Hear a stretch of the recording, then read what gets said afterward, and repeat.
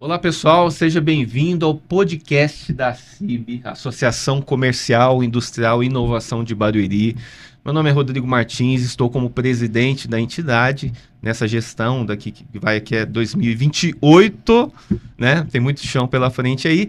E hoje também estou como facilitador dessa conversa, uma conversa que é muito interessante. Muita gente se assusta com o tema. Já vou avisar, o tema é NR1, mas que coisa é essa? Que sigla é essa? É para eu ter medo? É para encarar? Tem muita mística, muitas coisas que se falam sobre o assunto, mas falta aquela clareza. E hoje, nada mais, nada menos, trouxemos um convidado que vai nos ajudar a falar sobre isso e falar também sobre outras coisas que são muito importantes para o dia a dia do empresário. Aqui no podcast da CIB, que inclusive eu vou deixar até para você colocar nos comentários, se você tiver uma sugestão de nome, a CIBcast, podcast da CIB, a gente está em formatação, porque esse é o primeiro depois que nós retomamos as gravações. E hoje, a maioria das empresas ainda não percebeu o impacto que a NR1 está causando dentro dos negócios, tá? E nem sabe o que é isso. Então, isso é perigoso. Não porque é sobre capacete, equipamento, estrutura física. Agora mudou. A NR1 já existia e ela veio com algumas adaptações que envolvem estresse, ansiedade, sobrecarga, clima organizacional. Ou seja, ele envolve diretamente o cuidado com as pessoas. E isso impacta diretamente do negócio. E para falar isso com profundidade, eu trouxe alguém que viveu mais de 30 anos, me corrija se eu estiver errado na bio, e é inclusive dentro de uma das maiores empresas de saúde do Brasil, referência, né? Uma das mais conhecidas, aliás, depois se ele quiser ele fala o nome e complementa o currículo dele. Eu estou aqui com Norberto Birman. Norberto, seja muito bem-vindo ao nosso podcast. Bom, primeiro, muito obrigado pelo convite de estar aqui com vocês. É uma honra para mim, que sou aqui da região, morador de Barueri, que participo da vida, da história, há quase 30 anos da história aqui da região, e para falar de um assunto que hoje faz parte, né, do universo das preocupações empresariais, mas que eu entendo que deva ser tratada de uma forma positiva. E ao longo desse bate-papo, Rodrigo, eu vou entender, vou, na verdade, explicar as razões pelas quais eu entendo que isso deve ser hoje parte, não só da vida enquanto empresário, mas da vida enquanto sociedade.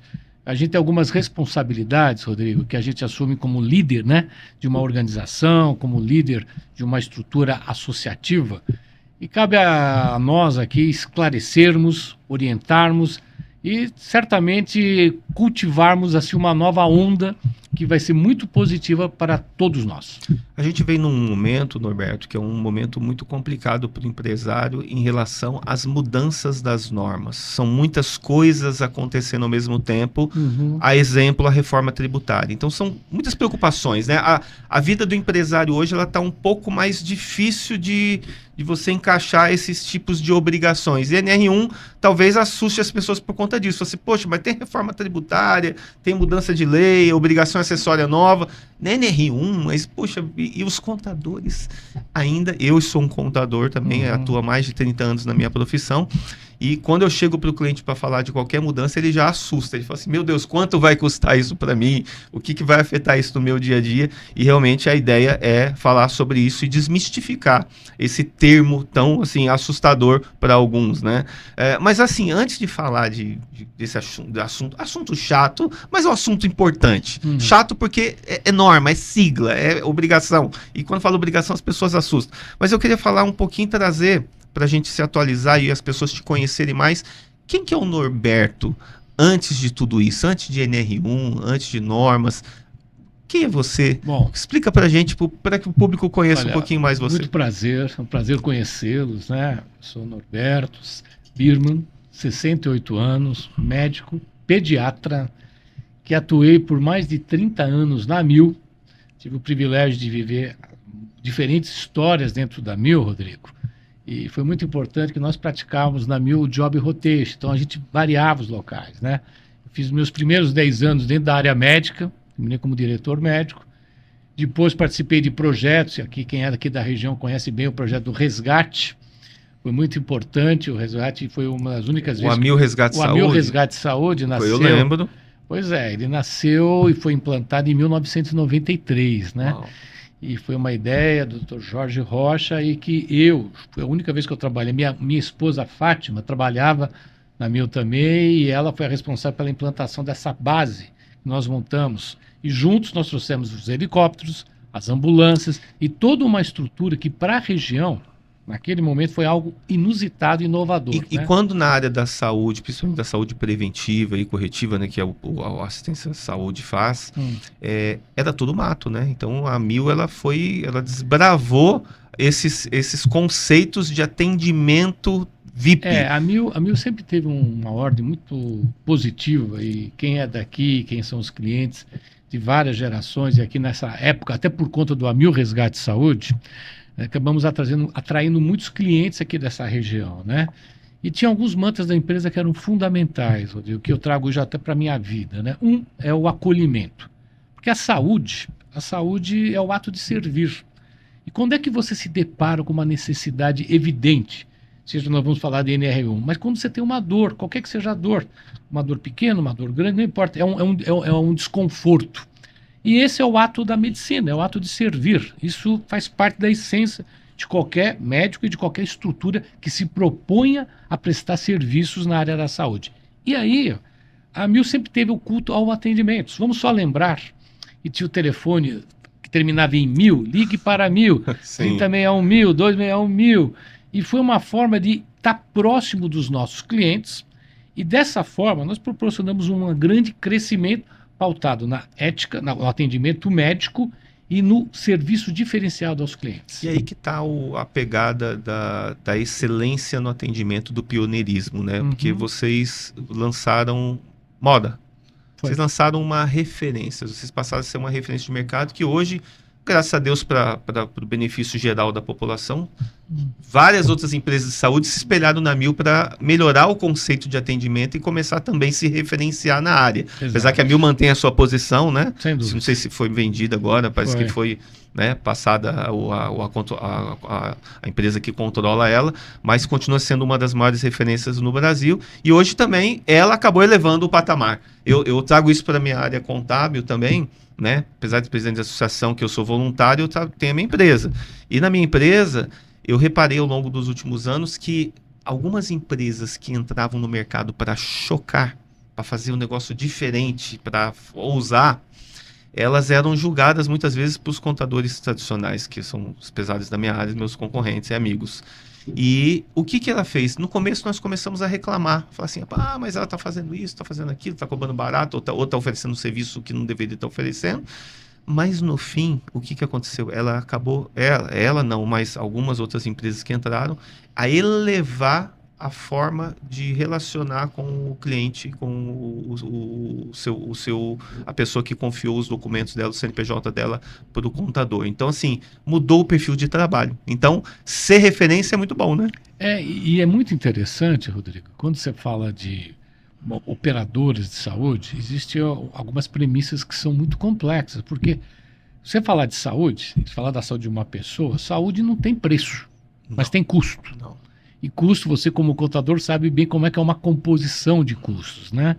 Então você tem que estabelecer toda uma forma de trabalho para até proporcionar um produto saúde que a pessoa possa fazer suas consultas, seus exames, seus procedimentos, seus honorários médicos, suas cirurgias de forma estruturada e organizada. A sociedade hoje vive um momento que é incrível, nós estamos vivendo mais. A longevidade faz parte do processo. Então tem que ter programas de gestão de doenças crônicas.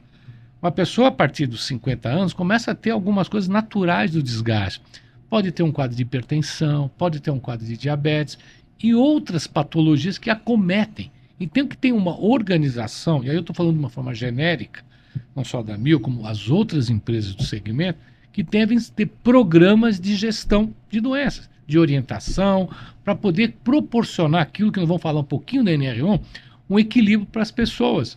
Hoje, só como um exemplo, Rodrigo, uma das situações mais dramáticas da sociedade hoje é a obesidade. Sim.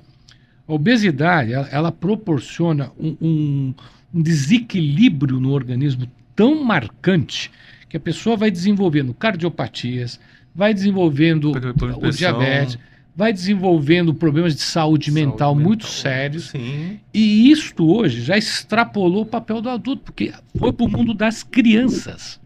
Então, uma criançada hoje, que já vem desde criança, fortinha, quando ela chegar na fase adulta, ela pode ter uma série de outros problemas, problemas renais e outros mais. Então, é muito importante, quando a gente fala, você falou de prevenção. A prevenção é a alma de coisa. Promover saúde, prevenir uma série de coisas, faz parte de você chegar à minha idade, com os meus 68 e outras idades, de uma forma segura, de uma forma feliz. E para você ser feliz, você tem que estar bem com você mesmo, mentalmente e organicamente. Mas a gente vai falar de NR1 com problemas psicossociais. Me corrija, se eu esqueci, você me vai me corrigir de novo, tenho certeza. Uhum.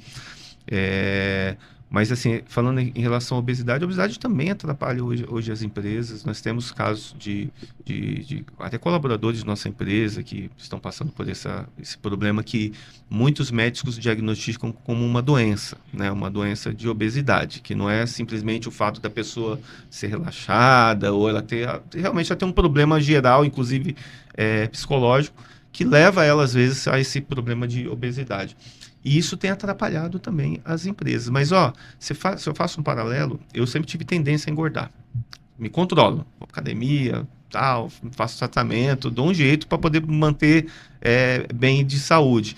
Mas eu lembro que na minha juventude eu era magro, mas magro mesmo. Assim, muito magro, de ter vergonha de ficar sem camisa na frente da minha esposa. Porque a barriga descia, eu tinha o abdômen invertido, que todo mundo quer ter hoje. Eu tinha sem fazer academia. E o que acontece? Mas hoje eu faço as comparações e falo, mas também na minha época eu ia pra rua, jogava bola o dia inteiro, eu soltava pipa, eu jogava bolinha de gude. O carro não era ofertado como hoje, não tinha Uber, o ônibus era caro, então assim, eu ia de um bairro pro outro, ia a pé, eu ia pra escola a pé, andava de bicicleta, carrinho de rolemã, perdi tampão de dedo. Todas essas artes que criança faz, eu fazia. Como que eu vou engordar? E outra, oferta de alimentação, quando você tem uma família grande, uma família mais humilde, ela é uma oferta, assim, inclusive parece até mais equilibrada. Porque as pessoas controlam melhor o que colocam no prato, na mesa, né? O arroz, o feijão, aquela dieta brasileira, que é uma dieta já aprovada mundialmente, inclusive pela Organização Mundial da Saúde, que é uma dieta que é uma das mais equilibradas do mundo. Então, você come bem, tal, para quem não tem dificuldade ao ponto de não conseguir comprar comida, a grande maioria tem a possibilidade, né? E ele comia bem e se exercitava sem saber. E por isso tinha uma condição de saúde melhor do que hoje. Hoje as crianças estão no videogame, o pai leva e volta para a escola, ou tem a van. Rodrigo, uma mudança mudou tudo. Há uma mudança comportamental em todas as segmentos da sociedade, né? Você veja que hoje com um toque no telefone você tem comida, você tem uma fartura e de alimentos ruins, né?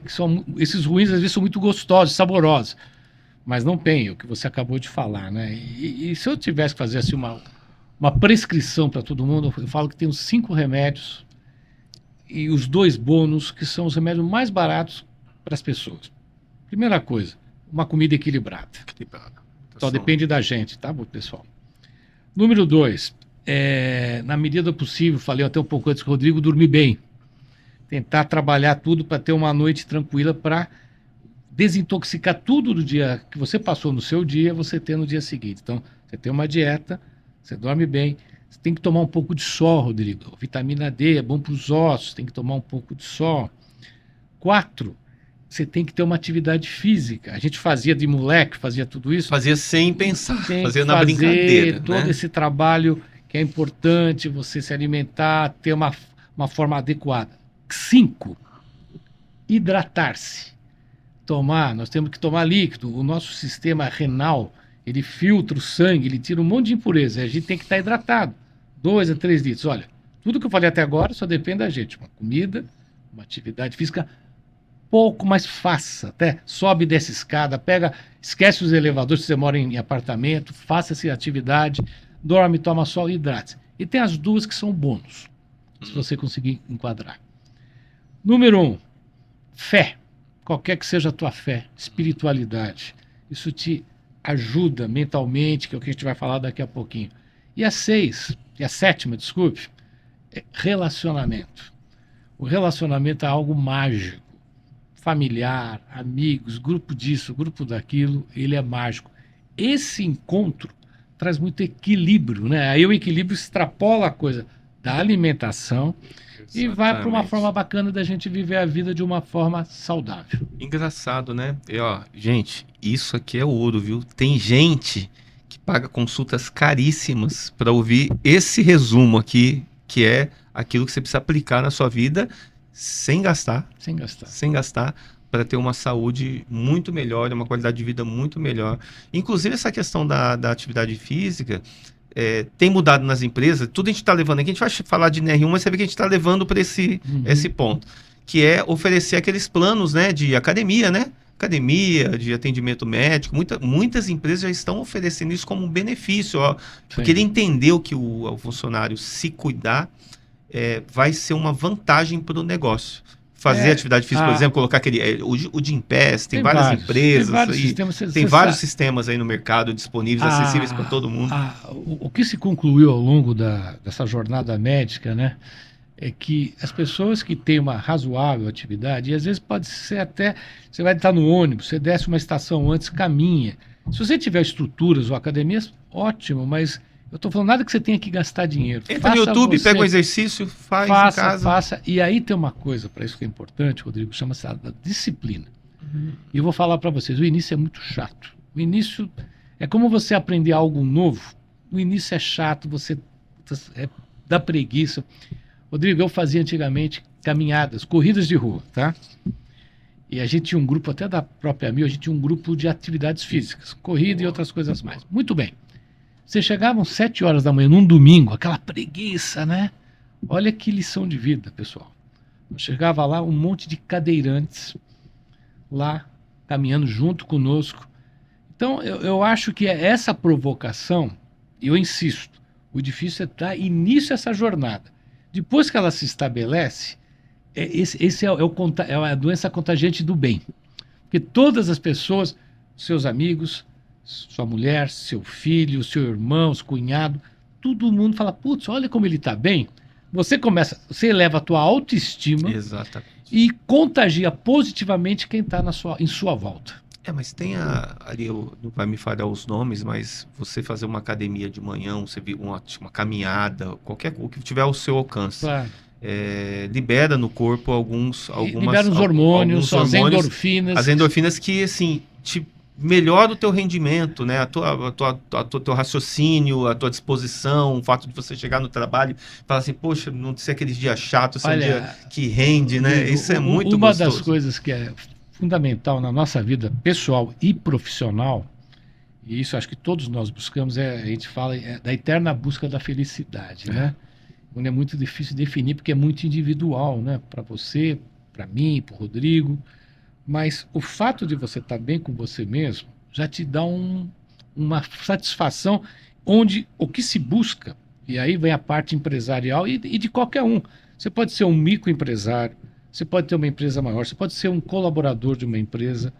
Você quer trabalhar. E o trabalho é uma coisa maravilhosa na vida, maravilhosa em todas as fases da vida. Tem momentos mais críticos, momentos mais difíceis, como toda organização tem. Você falou a parte de tributos.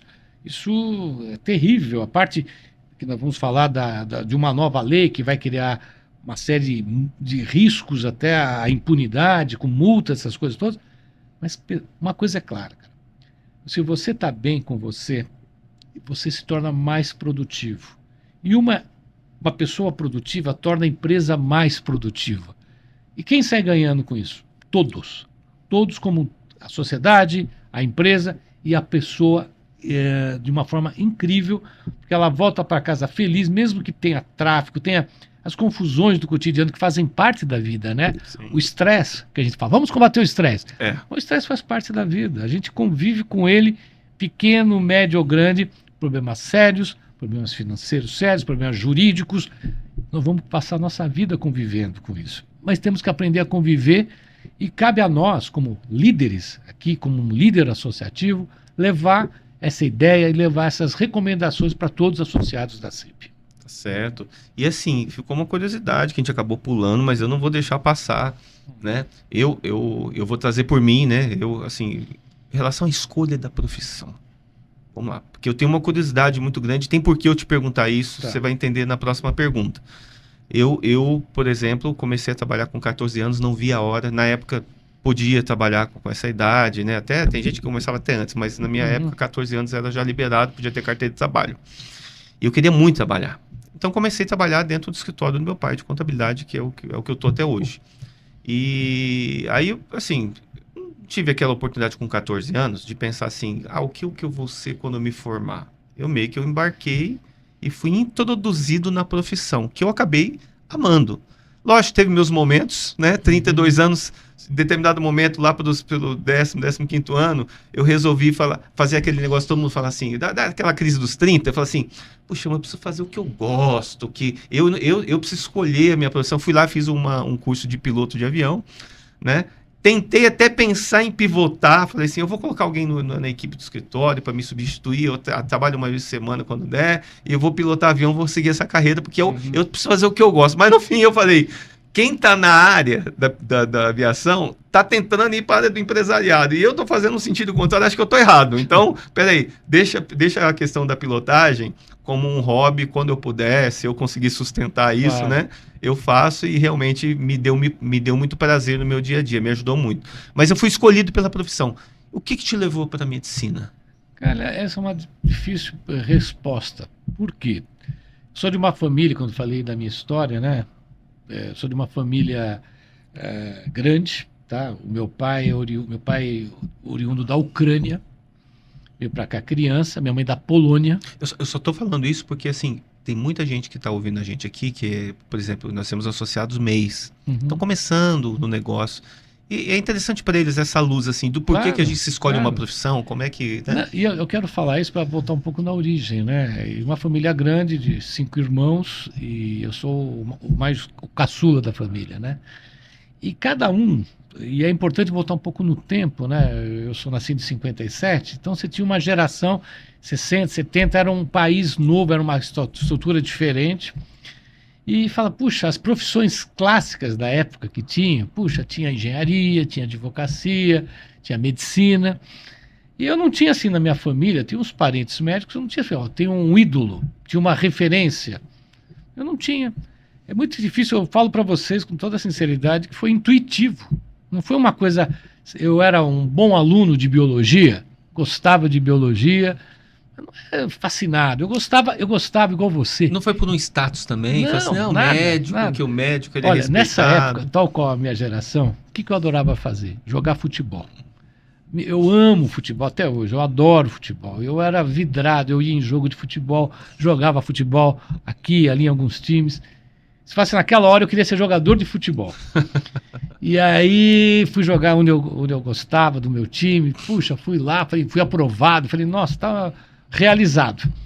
Mas aí, aí eu perdi meu pai cedo, perdi meu pai com 15 anos.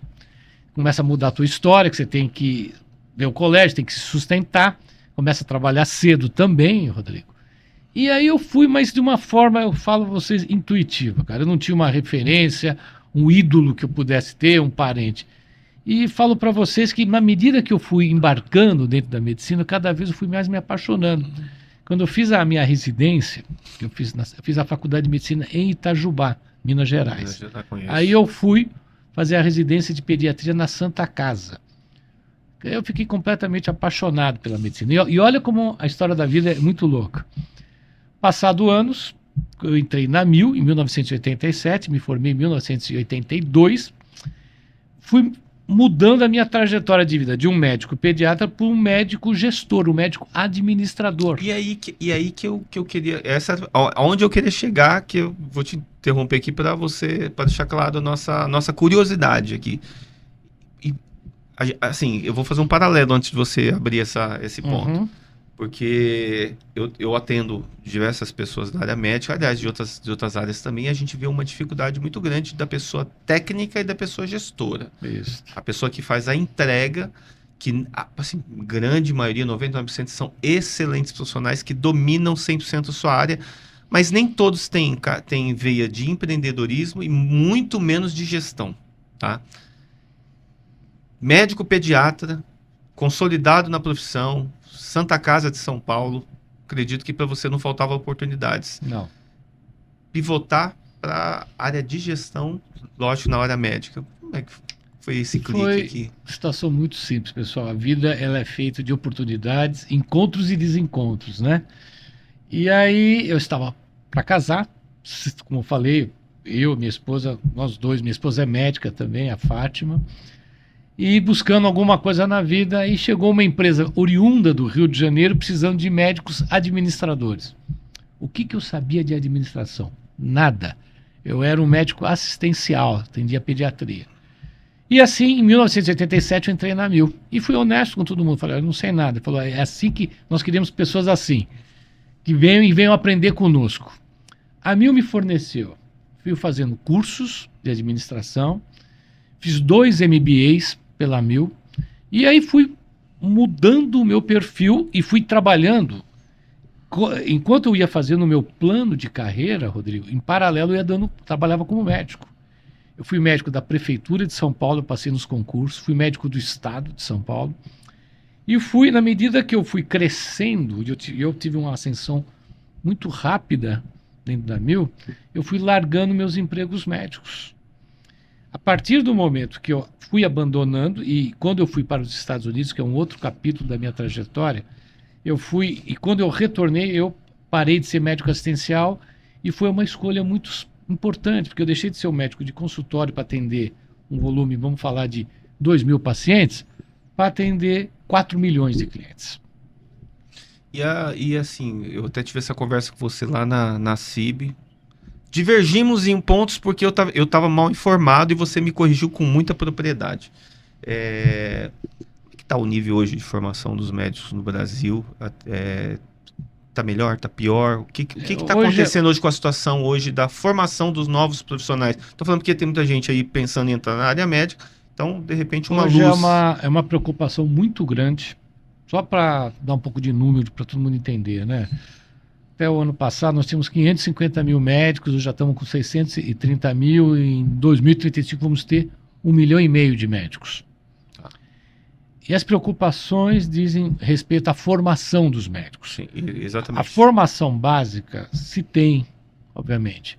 A questão que para você evoluir, como eu evoluí, uma especialização, uma consolidação de uma formação médica, você precisa ter mais hospitais, escola, uma estrutura que possa ajudar nesse processo de formação. E esse é um desafio hoje da sociedade. Fiquei esses 2 dias em eventos médicos e essa era uma preocupação de como melhorar a qualificação dos profissionais. Faculdades, hospitais, aqui na região mesmo temos algumas universidades. É importante, a gente está tocando o dedo numa ferida com o objetivo de melhorar a performance da sociedade. Claro. Porque, Rodrigo, uma coisa importante, a gente fala muito, vocês devem talvez ouvir, sai muito na mídia, uma coisa chamada atendimento primário da saúde. É você atender as necessidades básicas das pessoas, né? Uma consulta, um desdobramento, como que até a própria tecnologia pode ajudar você a não perder um lado que é fundamental, que eu comentei agora há pouco da medicina, que é o ato de servir, é o ato de ser mais humano. Eu acho que são essas preocupações empatia, que a gente tem que ter hoje, por exemplo, dentro da própria inteligência artificial. Existem vários mecanismos que o médico deixa de ficar só, antigamente era escrevendo, hoje digitando com a cabeça baixa, ao invés de olhar nos olhos do paciente, perceber, fazer um exame físico, fazer aquilo que a gente fala que é uma anamnese, que é a histórica médica. E hoje já tem instrumentos para ajudar, contribuir para que ele possa investir mais tempo no olhar, no exame físico, para que possa chegar de uma forma mais positiva no diagnóstico e, obviamente, chegando a um diagnóstico correto, você tem um tratamento correto. Que foi até o ponto na nossa conversa lá no dia da apresentação do NR1 na CIB, que houve nas semanas anteriores. E eu ouvi uma conversa, deve ser um artigo, alguma coisa, talvez muito mal construído, né, por sinal, mas que ele falava de duas linhas na medicina, aquela linha do médico que faz esse trabalho de ponta a ponta, análise 360 do paciente, que Uhum. procura descobrir as origens, e tem aquele médico que é mais o receituário, o cara que vem para, eu vou tratar a causa, né? A causa Uhum. não, O o efeito. efeito, não a causa, né? Existe mesmo essas duas linhas hoje, ou você acha que a profissão realmente vem hoje construindo médicos que fazem essa análise de forma mais Olha, integrada mesmo, ao ponto de tentar, porque a gente vai falar agora de NR1, pois não. a gente vai falar muito de prevenção.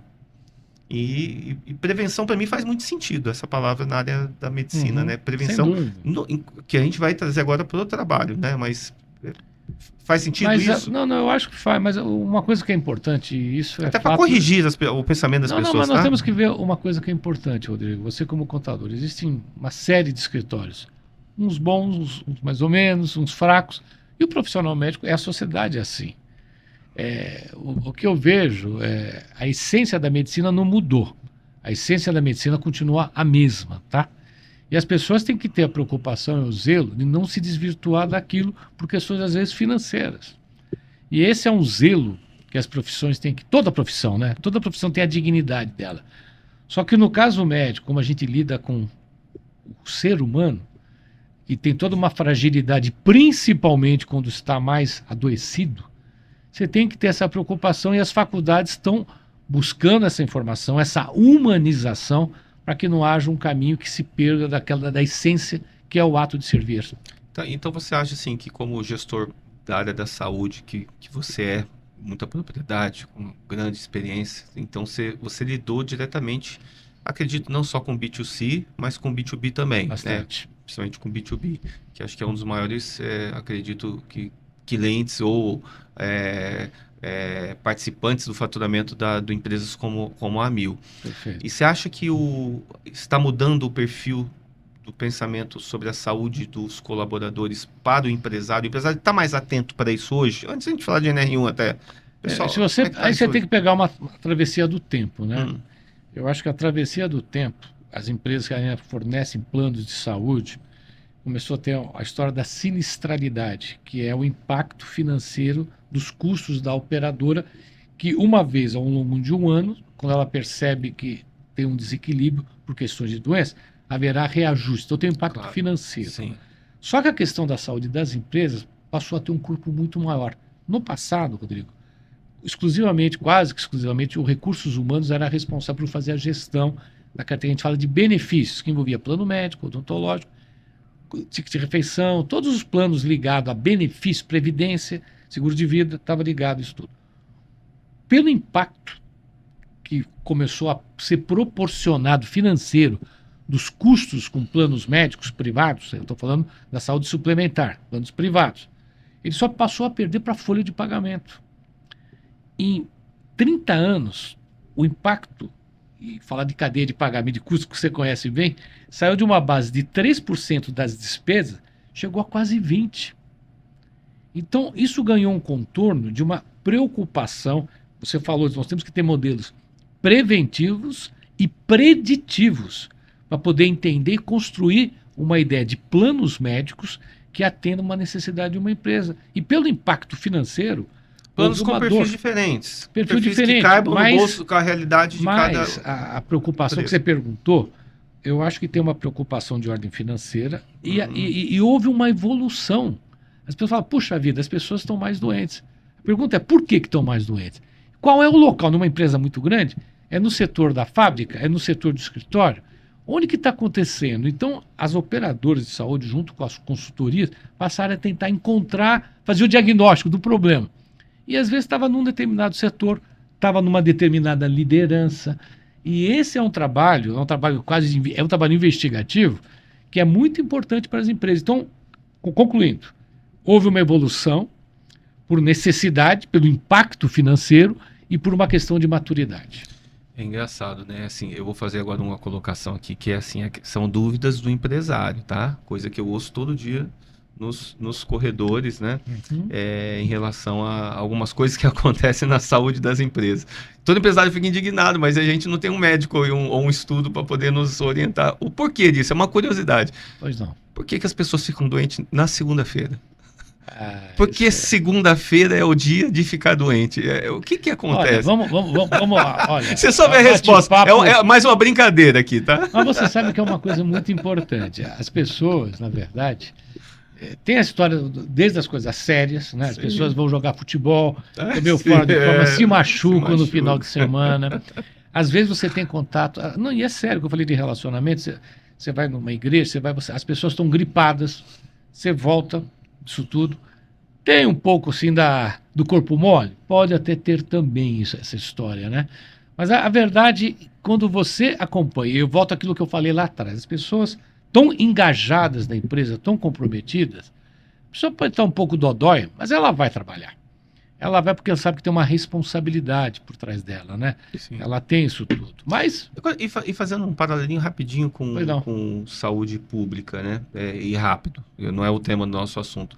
Mas você acha que a saúde pública no Brasil, o SUS, num geral, para quem está com essa dificuldade de caixa, ainda está começando o negócio, não tem ainda essa possibilidade de oferecer, inclusive, um plano de saúde, eu ia falar isso lá atrás, assistência médica, é uma das coisas mais valorizadas pelo colaborador. Sem dúvida. Quando você chega numa empresa, você vai fazer um processo seletivo, tá mudando, tá? Tá brigando aqui. Alguns exigem o home office, que agora é a moda, tá? Então, assim, é home office, quero. É presencial, não quero. Tem plano de saúde, porque realmente o pessoal tem essa preocupação hoje, e para eles dão muito valor. O colaborador dá muito valor para isso, para esse diferencial. Mas o SUS hoje... No Brasil, se comparado ao mundo, você foi um gestor internacional da área da saúde. Nós temos ainda um diferencial? O SUS atende? SUS, como é que está hoje, assim, para quem não tem a possibilidade de ter o plano de saúde? SUS, pessoal, é muito boa pergunta. Eu vou falar uma coisa que às vezes as pessoas não têm ideia. Você pensa bem, nós temos hoje 53 milhões de pessoas que são atendidas no sistema de saúde suplementar, os planos de saúde.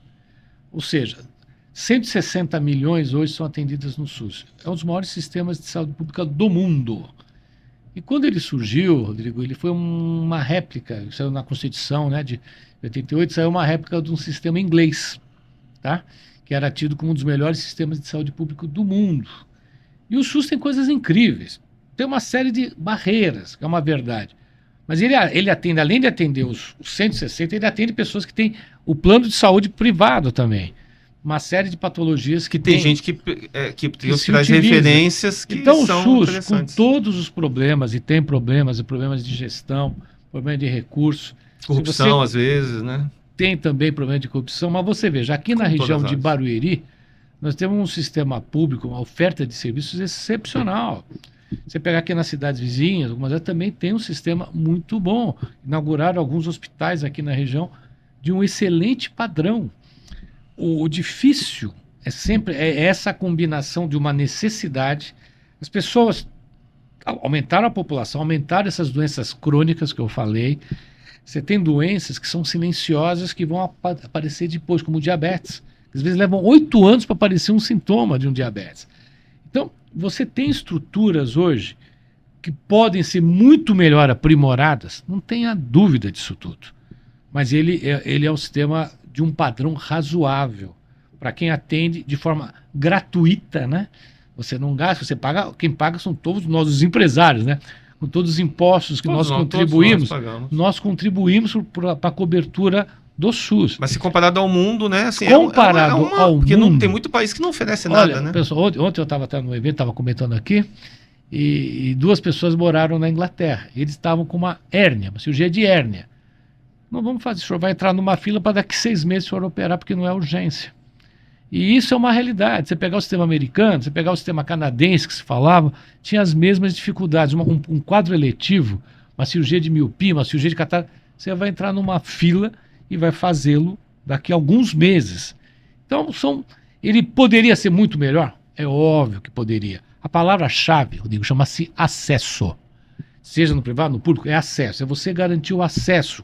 E você ter filtros hoje, por exemplo, você tem hoje em alguns lugares, Rodrigo, algumas, até setor estadual, você tem um teleatendimento para evitar os derrames, os AVCs, para atender rapidinho, para evitar a situação complicada.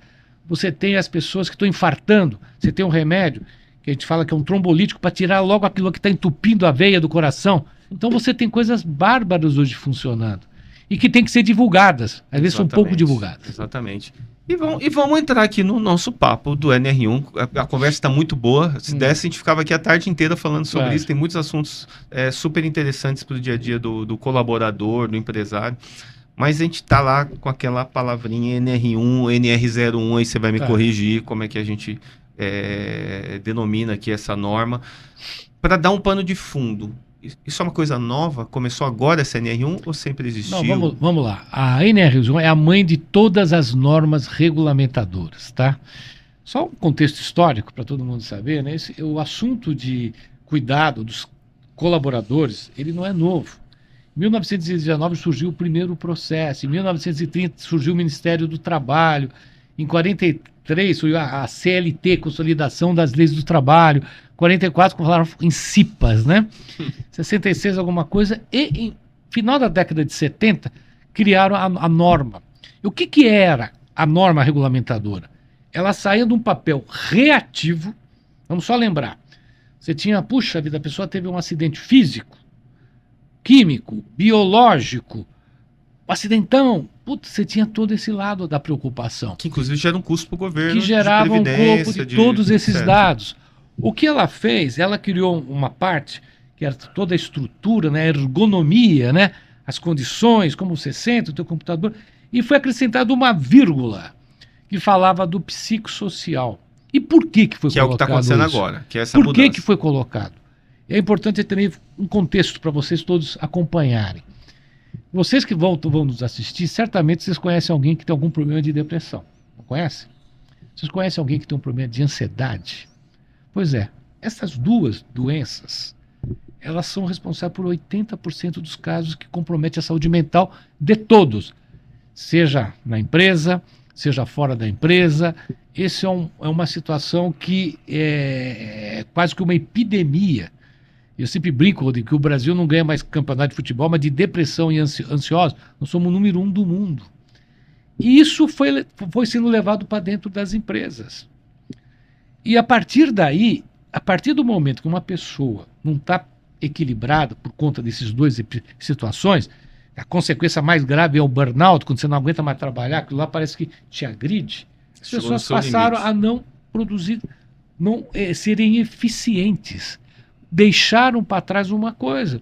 O que foi colocado em várias discussões, até culminar para essa NR01, que a priori será lançada no dia 26 de maio de 2026, é que as empresas fiquem atentas, que tenha seu programa de gerenciamento de risco estruturado, onde podemos observar que pessoas que passam a ter alguma coisa fora do modelo convencional, a empresa fique atenta.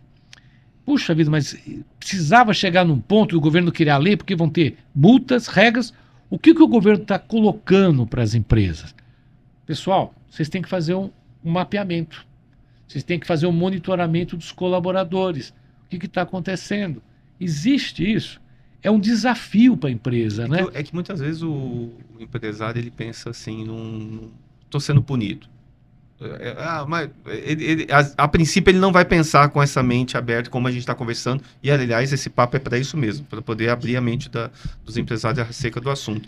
Mas ele pensa assim, tá bom, tem uma norma para tratar os problemas psicossociais, são super importantes, tal, mas por que a empresa ela arcou com esse ônus de investimento, que é um investimento que não tem que ser feito, né? E eu falo investimento mesmo, eu não falo gasto. Para mim, eu entendo muito bem como investimento. Esses problemas eles estão ligados diretamente a um estresse ou a uma dinâmica no trabalho, ou assim, realmente, independente de ter sido imputada essa obrigação, essa responsabilidade para a empresa, é para pensar na saúde da pessoa, inclusive no lar dela. Esse problema psicossocial vem de uma exploração no trabalho, de um aperto, de uma cobrança, de um assédio moral, de uma pressão por prazos, você sabe que o mundo empresarial assim, a dinâmica é forte. Ele é implacável, ele vai exigir mesmo. Ele tem um contrato, você assinou, você está sendo remunerado, mas a empresa vai exigir alguma coisa. E tem gente que fala hoje assim, eu estou estressado porque eu estou sentindo pressionado no trabalho, isso está me gerando um problema psicológico. É isso ou não, ou é mais amplo? Não, eu acho que é uma combinação. É uma combinação. Eu acho que o que está acontecendo hoje, existe essa questão, todos esses pontos que você colocou, eles acontecem. Existe pressão, existe abusos, existe. Sim, eu acho que se nós falarmos aqui, dúvida, todos conhecem histórias aqui, né? Não dá para negar que não existe isso tudo. Mas isso, tirando os exageros e os abusos, as pessoas têm metas a cumprir. Cada um tem os seus direitos e tem suas obrigações. E o papel do empresário fala, olha, você tem uma obrigação não só de carga horária. A gente falava o seguinte, não adianta você estar lá, eu chamo do falso presenteísmo. Você está lá com o corpo, mas a tua cabeça está longe. Mas juntando as histórias, Rodrigo, eu acho que é uma combinação do que acontece no mundo, fora do escritório, e tem um impacto. Se você imaginar que você fica... Não vamos falar da mudança da lei do 6x1. Se você passa a maior parte da tua vida no emprego, você tem uma repercussão, que pode ser ambiental, pode ser de liderança, pode ser da forma, e como cada um reage a cada uma das coisas, né? É muito difícil. Quem tem mais de um filho sabe que ver você dar a mesma educação, o mesmo processo, um reage de um jeito, o outro reage de outro. É o que acontece dentro da empresa. Você pode ser o cara mais correto, olha, todos têm as mesmas obrigações, mas cada um reage de um jeito. Isso faz parte da vida de uma sociedade. Porém, para alguns há um impacto muito forte. E isso é um desafio. E o maior desafio que eu vejo, Rodrigo, é o seguinte, porque isso afeta a performance da empresa. A empresa tem que ter resultado, tem que ter meta, tem que entregar resultados. Isso é o beabá de qualquer empresário, seja na área de serviço, seja na área industrial. Temos a entrega, agora você na área de contador, vem agora a parte do imposto de renda, é uma demanda extraordinária, e você tem meta, vai ter que acelerar, vão ter que trabalhar mais horas. Faz parte do negócio. E as pessoas, quando são contratadas, têm que saber o que espera. Tem que ter a clareza, a transparência. Alguns não vão reagir bem, faz parte. Algumas pessoas terão que ser substituídas. Mas o que a gente chama a atenção nessa lei é o seguinte, isso já vem acontecendo, não é uma novidade. Ele criou uma lei dentro do instrumento. Algumas empresas já têm os programas de monitoramento, sala de pressão, sala de descompressão, sala disso, sala daquilo, já existe. O que ele faz, e há uma expectativa que essa lei, inclusive, seja postergada, não se sabe ainda, é criar essa sintonia mais fina, onde todos passam a ter responsabilidade. Por quê? O resultado final, Rodrigo, só para finalizar, uma empresa saudável, ela tem que ter 3 P's que a gente fala, né?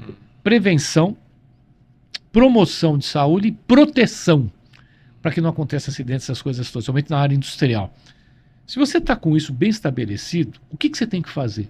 Olhar os teus colaboradores. As lideranças têm que destinar um tempo, essa é a maior provocação, de uma empresa menor ou uma maior. Você tem que ter um pedaço do seu dia para olhar o que está acontecendo com as pessoas. Putz, mas eu vou ser babá de muita gente, como já me falaram?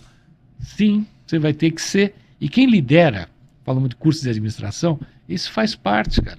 A gente faz isso no nosso universo como um todo. E às vezes é uma palavrinha, é uma atenção. A pessoa volta a trabalhar, volta a ser feliz, e pessoas felizes realmente, normalmente, são mais produtivas. Eventualmente, lá na Associação Comercial de Barueri, a gente, inclusive nos grupos que eu participo de mentoria, grupos empresariais, a gente tem notado uma mudança em relação a prioridades dentro dos negócios. Principalmente no que diz a respeito de adquirir conhecimentos novos, desenvolver habilidades de liderança.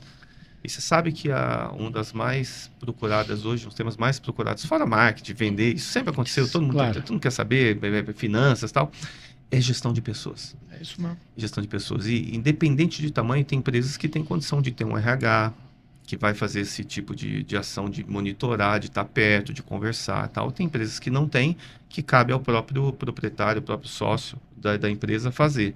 Mas você tem percebido que, independente da norma NR1, as empresas já têm se atentado, você concorda com isso? Concordo. Que as empresas já têm se atentado um pouco mais para o lado humano do negócio, até porque a gente fala, eu falo isso aqui toda hora, eu vou parecer redundante, mas assim, empresa não é empresa sem o colaborador, sem o parceiro, o colega de trabalho que está ali te ajudando. Sem ele, a gente tem que viver com isso, Rodrigo. A gente tem que ter uma estrutura de apoio.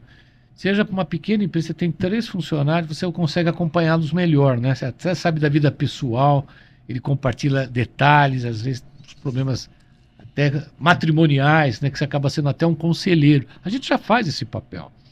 Eu acho que agora é uma formalização desse papel, porque é muito difícil. O impacto, eu não comentei aqui ainda, o número de pessoas que estão sendo afastadas por problemas mentais, nós batemos todos os recordes. Pessoas afastadas que estão indo para a Caixa, né, que a gente falava, estão indo para o INSS, é um número extraordinário.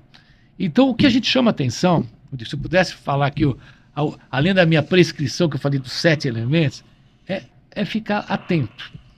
E aí eu uso um outro chapéu, Rodrigo, que eu lembro do tempo que eu atuava como pediatra, e esse é outra recomendação que eu faço para vocês. Sabe o filho que tá lá sempre brincando, ele começa a ficar quietinho, começa a ficar meio amuado e tal. Pode estar com febre, pode estar sem febre, alguma coisa está estranha. É a mesma coisa do funcionário. Puta, é um cara assim, assim, assado. Do nada. Tá estranho. Ele fazia era um cara que buscava serviço, você vê que ele vai ficando. Pode ser N coisas. Pode ter uma outra, até uma doença mais séria, doença orgânica, mas pode estar certo que hoje em dia o impacto da doença mental é tão grande, e do doença mental você passa a simular coisas até de sintomas mais sérios. Então, a gente vê isso, esse é o papel. A gente faz, para quem gosta do mundo do entretenimento, gosta de assistir conteúdos, Netflix, da vida, tem uma série chamada Billions, não sei se você já assistiu. E nessa série, lógico, eles estão trabalhando no mercado financeiro, é uma dinâmica bem estressante, né? O negócio é bem complicado. E o que me chamou a atenção nessa série é a preocupação deles de ter uma psicóloga super renomada, que também tem suas funções de coaching, é lógico. Ela quer atrair o melhor do resultado, mas ele falou assim, para o resultado da minha empresa é muito importante ter uma pessoa aqui que cuida só da saúde mental do funcionário. Eu achei isso fantástico. E isso foi que essa série deve ter uns 5 anos já. E ela meio que rompeu, né? Esse tipo de preocupação. Hoje, se eu pudesse, empresa minha é menor, né? Claro, não porte grande, mas se eu pudesse, eu teria um psicólogo dentro da minha empresa. Porque eu acho que ele ajuda e resolveria. Aliás, minha esposa é psicóloga, eu tenho que defender a profissão, né? Claro. Então, a gente vê a importância que é, dentro dos negócios, esse tipo de acompanhamento. Lógico, nem todo mundo pode ter o psicólogo. Então, você pode, às vezes, contratar uma empresa ou fechar uma parceria. Como que é esse negócio da NR1 hoje, na prática? Então, para o empresário pequeno, ele é para o grande? Existe uma obrigação ou é uma sugestão? Como é que está? Então, vamos lá. Os MEIs, microempreendedor, não há necessidade desse trabalho. As empresas, a recomendação é que tenham, obviamente... Os MEIs ou os MEI e EPP também? MEI e EPP estão fora do processo. Tá. Mas, mais uma vez, se você tem um colaborador, que seja até seletista ou não, fiquem atentos ao que está acontecendo, porque, só fazendo a analogia que você falou aí do psicólogo, você vê no mundo esportivo, a gente fala, alguns esportes, por exemplo, o tênis, alguns jogadores, que é um esporte solitário, não é individual, as pessoas tiveram problemas sérios. No mundo do futebol também, que é um esporte coletivo. Mas as empresas têm que ter essa recomendação. Muitas vezes você tem a parte da medicina ocupacional, que já fazem um pouco desse trabalho, mas extrapola, não é só o periódico, o admissional, o periódico demissional. Ele vai além de fazer um mapeamento de riscos. Existe toda a estrutura de algumas empresas que dão essa orientação. É o programa de gerenciamento isso. São 7 etapas, tá? Que eu não vou enumerá-las agora, mas é importante você ter apoio de empresas de medicina ocupacional que prestam já esse serviço, essa orientação básica. E é básica. O mais difícil, muitas vezes, é o início, é como eu falei da atividade física, é o início. É você implantar esse programa. Que depois é manutenção. É você ver todos os colaboradores estão lá, tá, o Rodrigo, o Norberto estão aqui, você vai monitorando.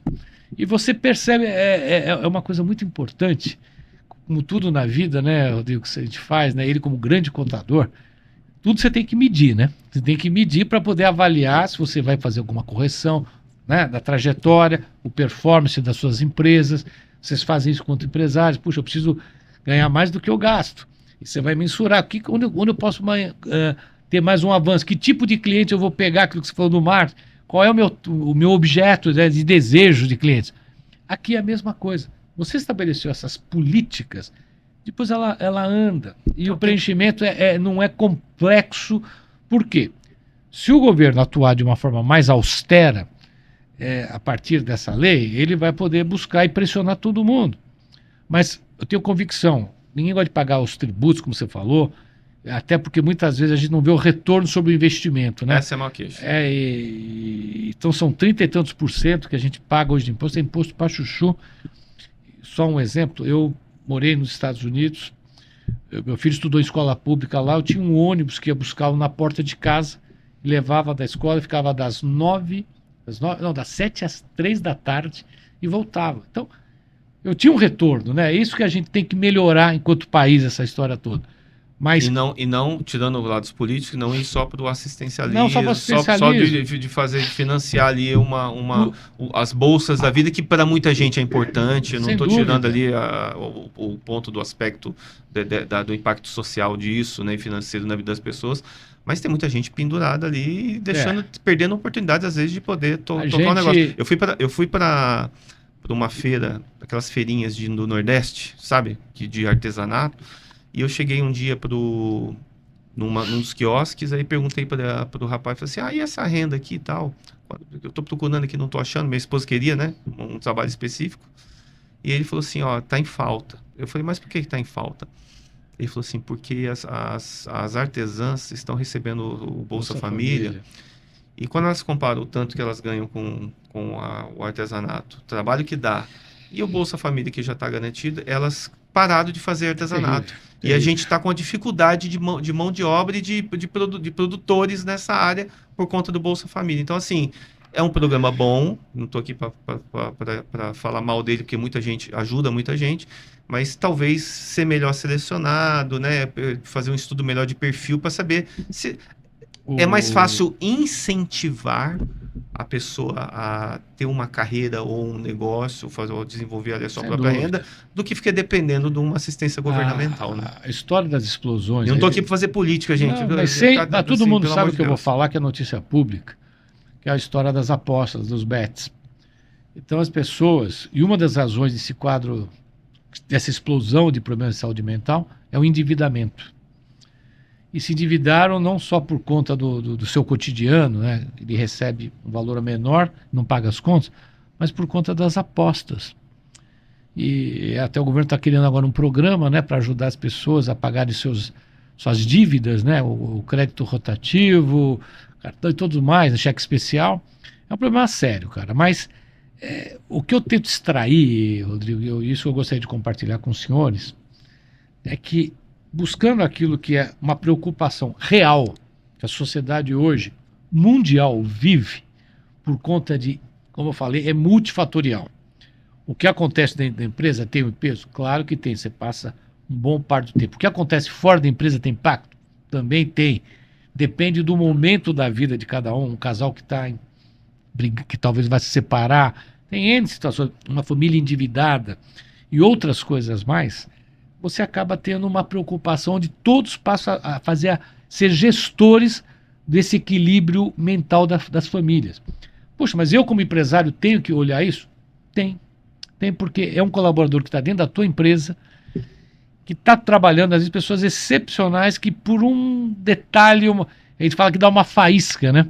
E você sai fora do trilho. E é isso que a gente tem essa preocupação, porque se nós imaginarmos com 210 milhões, 213 milhões, é muito difícil para qualquer órgão estruturado, mesmo que funcionasse, tivesse o governo melhor, o SUS, como já falei, que ele funciona, mas podia ser melhor, fazer a gestão de todos esses colaboradores que não estão devidamente equilibrados. A gente tá falando bastante de saúde mental agora no Brasil, né? Até no mundo. Uma preocupação mundial, eu acredito. Mas como doenças no geral, você tem propriedade para falar na área. Uhum. O que aconteceu que chamou atenção para a saúde mental agora? É um problema, é uma doença que começou a ganhar escala nesse momento, ou ela foi negligenciada ao longo dos tempos como frescura, como, não, você tá desmotivado, você precisa... Assim, como qualquer outro tipo de justificativa que não uma doença. É o quê? Foi uma mudança de postura, da visão da saúde em relação a isso, ou aumentou agora mesmo? Não, Tá escalando o negócio. as duas coisas. O século XXI, ele é o século da doença mental. Elas vieram à tona de uma forma mais evidente, tá? A gente falava, ela ficava escondida, porque todo mundo, né, conhecia alguém e falava, ih, rapaz, isso aí tá com ondinha, né? Tá meio xarope, né, que o pessoal brincava, né, tá meio assim. E as pessoas tinham vergonha de falar.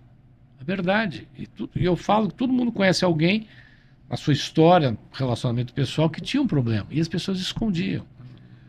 Ela foi num crescente.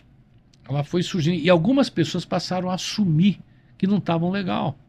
Passaram a exteriorizar esse sentimento. E foi brotando. Foi bombando. E a Covid, ela foi o tiro de misericórdia. Porque Aí as famílias negócio... não estavam preparadas para receber todo mundo dentro de casa. Foi um boom. Um boom.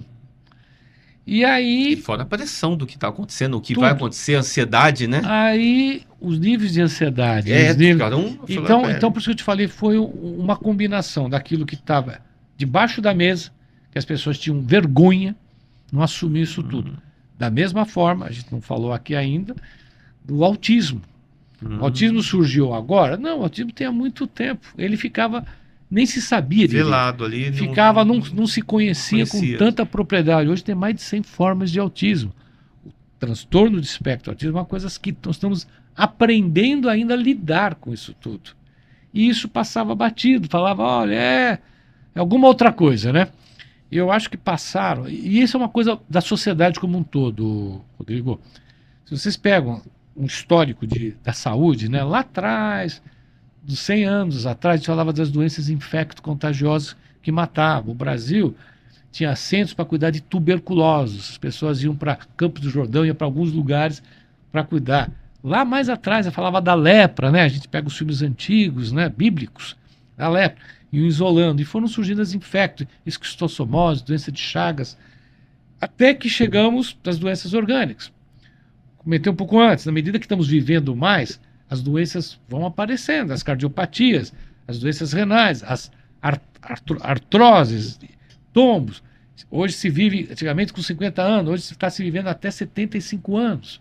Foram aparecendo. Então, esse é um processo evolutivo. A média do brasileiro espécie de vida é de 70 e alguns anos. Isso, as mulheres vivem um pouco mais do que os homens, a média de 75 anos. Mas isso foi o doutor Chat que me deu, você vai brigar comigo, que o médico, né, esse pessoal fica indo no chat, mas é para pergunta besta. Eu falei assim, mas eu até peguei meus exames todos, que eu fiz um check-up, tem que fazer, gente, quem pode, por favor. Acabei de fazer os meus, aí antes de ir no médico, que não deu tempo, curiosidade, joguei tudo lá. Como é que tá aí? Falou lá, ó, o que eu devo falar com o meu médico, né? Perfeito. Porque é essa pergunta que eu faço, o que eu devo falar com o meu médico, né?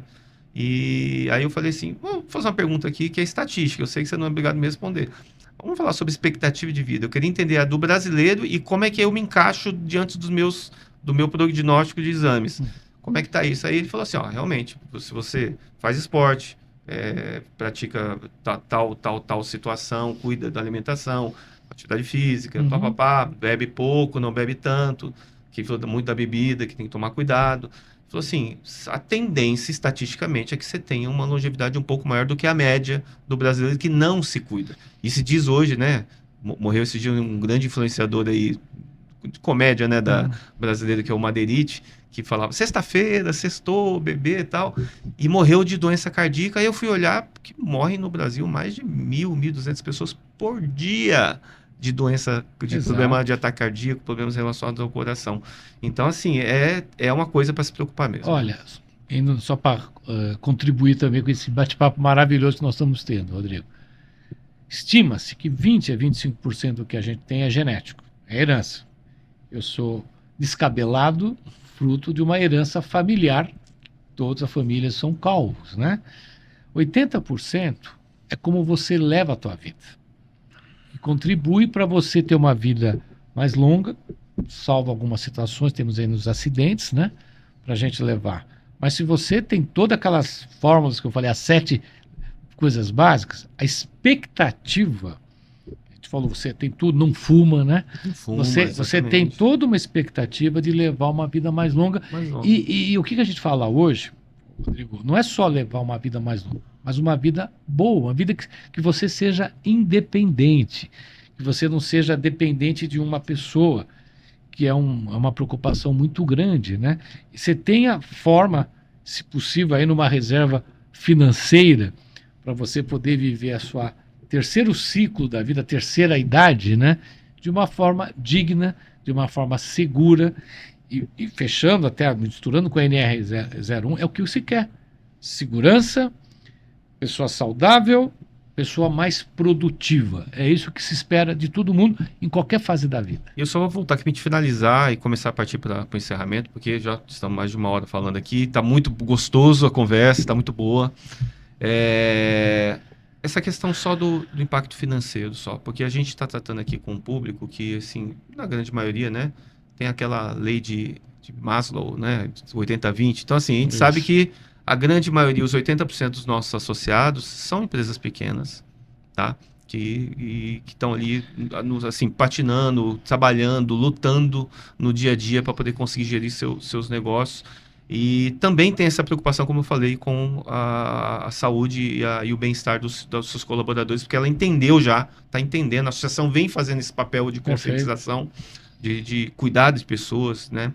E tem caminhos, então, eu só estou retomando e sendo repetitivo, tem caminhos com empresas de saúde ocupacional que não é nada de outro mundo para ele. É um investimento assim que é acessível também para o pequeno. É acessível. É acessível. Então, assim... A resposta é acessível. É para todos esse programa. É para todos, obviamente. Mesmo quem não está obrigado e fala assim, não, eu não sou obrigado, mas eu gostaria muito de cuidar dessa área. Se você tiver a possibilidade de fazê-lo, eu acho que a resultante, e vou usar a palavra que você falou, Rodrigo, é investimento, não é custo. É tal qual você faz melhorias no seu negócio, você traz um novo software aí para poder fazer. Você falou do ChatGPT, você traz alguns instrumentos pagos ou não pagos de inteligência artificial, que tem vários. É você saber que isso vai ser relevante para o futuro da tua empresa. E vai ser, pode ser uma empresa familiar, pode ser uma empresa... Ela vai detectar e vai te dar informações extremamente positivas de forma preventiva. Ou seja, você vai atuar... Alguém que não está tão legal, você vai ter alguém para orientá-lo, seja um psicólogo ou qualquer que seja o problema, para ajudá-lo a seguir uma trilha de felicidade. Porque a empresa busca isso tudo através do seu trabalho, através do seu empenho, tem que ter lucratividade, é óbvio, claro, né? Do seu negócio.